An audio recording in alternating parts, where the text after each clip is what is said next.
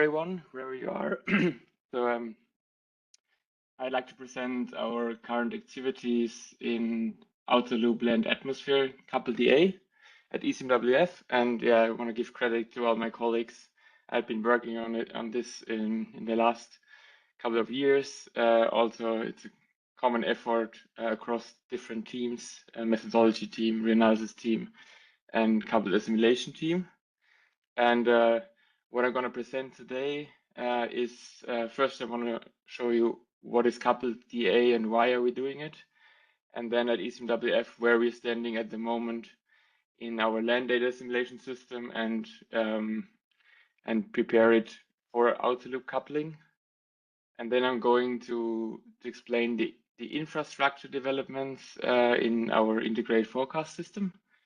With outer loop coupling, our different configurations we tested to converge to a final version at the moment, and I'm going to show some results in terms of atmospheric impact, and finally using this outer loop coupling now.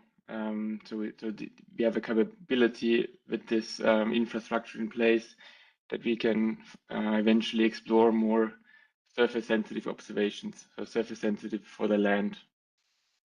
And so I'm dive directly into coupled DA. So why are we doing coupled DA? So we have different data assimilation system for different Earth system components, like 40 VAR for the atmosphere, and kind of a myriad of different approaches. And then the idea is to couple them in order to increase the physical consistency. And so we want to use the information content of the observations that are sensitive to one or different components. And the idea is to distribute this information appropriately among the components and the variables that are in the control vector of these components. And this will in the end give us the opportunity, in principle, to exploit observations that are so far underused better into the several variables. So, and then the coupled assimilation is basically working.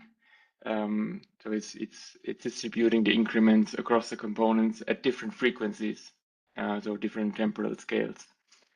And so the work I'm presenting now was developed in the framework of Cerise project. So the Cerise project essentially like two main steps. It was first of all, within the land data simulation, get a unified system and prepare the system to make it suitable for outer loop coupling.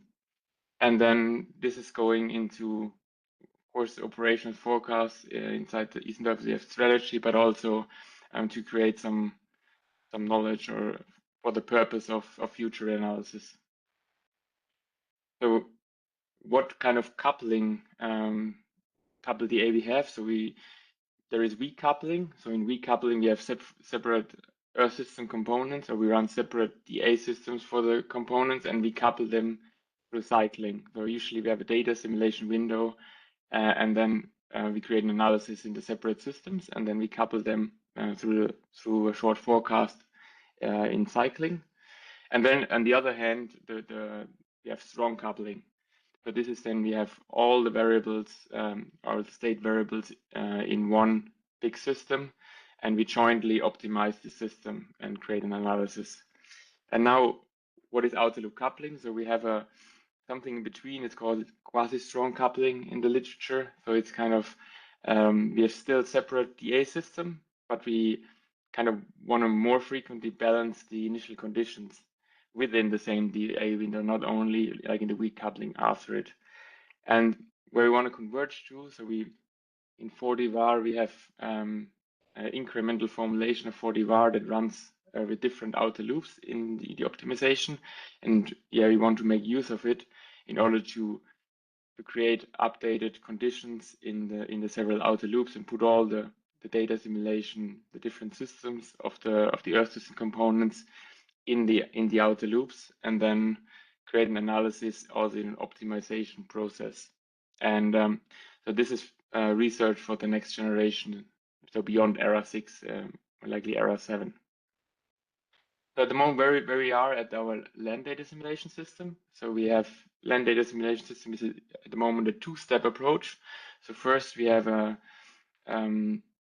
screen level analysis. So this on the left-hand side on the top, you see a 2-meter temperature and relative humidity analysis to create a gridded pseudo observations from point scale in situ observations. These observations are then used, injected into our kind of most advanced SCKF, which we are currently using for soil moisture and soil temperature at multiple layers and snow temperature. And the green marked variables are recently added, and they are used basically that they kind of enable, because they have a soil temperature has a strong diurnal cycle, and these variables are required in the control vector in order to enable outer loop coupling. And just to mention that our SCKF relies on the sensitivities between the observations, and our control variables rely on the ensemble of data simulation. So now I come to outer loop land atmosphere coupling. So I mentioned this, or I was naming this enhanced coupling through balanced updated conditions. So we do the balancing in the outer loops. And so how does it work conceptually? So we have in our integrated forecast system, usually run a coupled model trajectory. So this is a part of one outer loop now. And then we have the 4D VAR minimization. I'm not going into detail with this, but in parallel to this 4D VAR minimization, that produces the increment for the atmospheric state variables, we have now our land data simulation system. As I mentioned, it's a two-step approach. So we have a 2D UI for the screen level analysis and the SCKF to eventually produce the analysis for our land variables.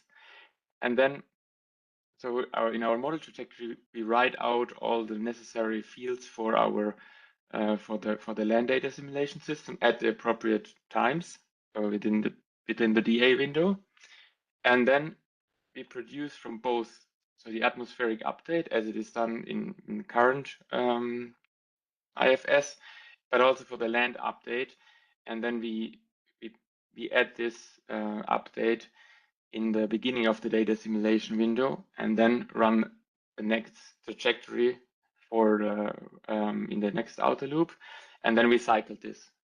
So this is now a flexible approach. The LDAS can basically enabled flexibly in different outer loops. And now, so what we tested here is, so what actually is the benefit of outer loop coupling? So we made an initial test before we actually were testing different configurations of outer loop coupling, that we actually saw an advantage of enabling the land data simulation system in several outer loops over just retuning the weakly coupled system. For example, if you enable the land data simulation system in the first two outer loops, so you can simulate the observations into the system multiple times. And the weakly coupled system, you could just halve the observation error, and so we saw an actual benefit of this getting kind of included this nonlinear effect of the 4D VAR by using updated conditions from the atmosphere into the land. And then we tested different configurations and were converting to a final configuration that we were using. And this is what I'm showing today. So we activating the LDAS as part of the 3 4D VAR outer loops out of 4 in our experiment setup. And then we also inflate the observations error for later outer loops. So this is an important step in order to, because when we activate the LDAS repeatedly to reduce the observation error for later outer loops, kind of is important to not pull the analysis towards the observations too much. And then now the experiments I'm showing is like 3-month experiments over boreal summer and winter, showing this outer loop coupling against the current weakly coupled system. So here you can see the forecast error in terms of normalized differences of the RMSE for zonal averages for 2-meter temperature and dew point temperature. so near surface atmospheric variables, and you can see that there a reduction, so negative values is a reduction in RMSE compared to the weakly coupled system, and the reference is an operational system that we, from 2022. And you see that the negative values here are especially prominent in the tropics, where you get a reduction up to 2%. And it's also visible or significant over large lead time. So it's over longer forecast days. And when you look at maps, so this is the first gas departures against the synoptic 2 meter temperature and relative humidity observations.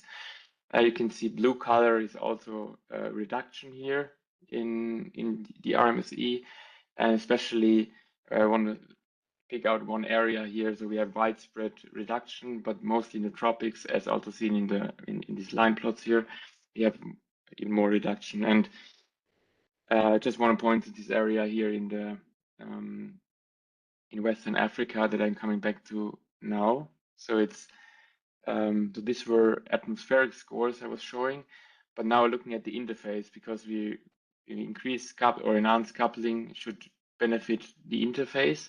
And how is the interface defined? It's usually, so you have surface temperature, and that we have in a model as prognostic skin temperature, and we have fluxes. So the surface heat fluxes, latent and sensible heat fluxes. And I just want to show you here, what you see is the root mean square error of the analysis of skin temperature on the left hand side. So it's for the 2 periods, and so it's and a red color means that I have an increased root mean square error. So we see that the root mean square error against severe land surface temperature here, what is shown is increasing. And on the right hand side, you see the diurnal cycle. So the black color is our LST severe observations, and then the blue color is the skin temperature. And just for complementary, I also plotted here the soil temperature layer 1. But you see that in February we have an underestimation of the diurnal cycle. But also, like what is shown, that there is some sensitivity to the outer loop coupling, but here it's qualitatively it's not, you cannot see that the outer loop coupling is, as seen in the left plots, really degrading the skin temperature. And so for completeness here, I plotted also the sensible dilated heat flux, so on the right hand side. And there you see in the diurnal cycle that over this region I pinpointed, where we had improvements in the atmospheric scores in relative humidity, there is an increase in latent heat flux. So in the increments we saw in that area for the period that we get more moisture in the soil, and this increased soil moisture led to an increase in evapotranspiration. So here the latent heat flux is then increasing, and more general, the partitioning between the latent heat and the sensible heat is kind of qualitatively more accurate, and that led to more moisture in the atmospheric column, and also kind of in the end more precipitation. And the nice thing about this outer loop coupling is that when I want to mention that we have our soil analysis is a column-based analysis, or also column-based model, and with the outer loop coupling we enable that the atmosphere, so when giving back the initial conditions or the updated conditions to the atmosphere, we also for the VAR can spread it horizontally. And now I come to the second point, really, the application. So having this infrastructure in place, this outer loop coupling infrastructure in place, we can now use this balancing of initial conditions, or this balancing on the outer loop level, also in terms of sharing the pseudo observations. So that means that if you have in the atmospheric analysis, we can assimilate directly some of the analyzed fields into the land. And as a motivation here, so where we want to go. So in the atmospheric analysis, we want to go from a clear sky towards an all sky, so also over cloudy areas, but also all surface approach. And the difficulty over land is that land is very heterogeneous. So we don't represent the emissymetries well in the atmospheric analysis in the observation operators. So that limits that we can use kind of disentangle some of the signals of surface sensitive observations to really distribute the information content appropriately among the Earth system components. And so that means that some of the surface sensitive observations over land are highly underused. So they're or heavily bias corrected or screened out completely. And as an example here in the infrared and the microwave spectrum, where there is some sensitivity to surface temperature or soil moisture and heat content, is like a big part of these observations or the channels that we have available, they're screened out. And here a statement I want to mention. So if the contributions from the land and atmosphere could be effectively disentangled in the analysis, then we could use a substantial fraction of this satellite radiances over land, bring in new ones, and also fully exploit the ones that are screened out at the moment. So at ISDA we have sorry, just to warn you, have 2 minutes left, including questions. Okay. Sorry, yeah. So I'm quick. So we have this XCV, extended contravariable framework, where we just extend basically the 3D field from the atmosphere by another 2D layer, and run the analysis as it's done in 4D-var. And so basically in 4D-var, as what I've shown before, we create an update for soil temperature in the 4D-var control vector, and the next outer loop we can assimilate that as pseudo observations in our SEKF as well. So, and just to show you an experiment, which is basically, just look at the black curve here, which is the outer loop coupling, also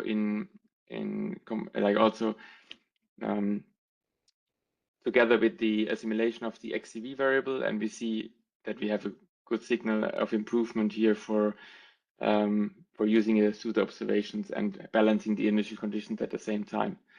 Yeah, and I just want to, as a summary, mention the two approaches here, like the balanced initial conditions and the pseudo observations that lead to enhanced coupling. And our next steps will be the operationalization in the IFS operational forecast of the outer loop coupling, and exploiting more surface sensitive channels or observations. And I leave it there. Thank you very much. Okay, we're far behind, but not too much. So one question from Ludwig: on which time scales do you see the biggest impact in comparison with weak coupling? Basically, I was showing here this the fluxes here, and so for what we use one analysis increment that is valid for a 12-hour window, and having the soil temperature also there. So I think it's like in the 3-hour time scale about. So we have run we call it prototypes within series, where we have hourly outputs, and I analyze the fluxes, and so mostly it's below the data simulation window. So we get in the fluxes like I would say 3-hour mostly time scales. Okay, thanks. And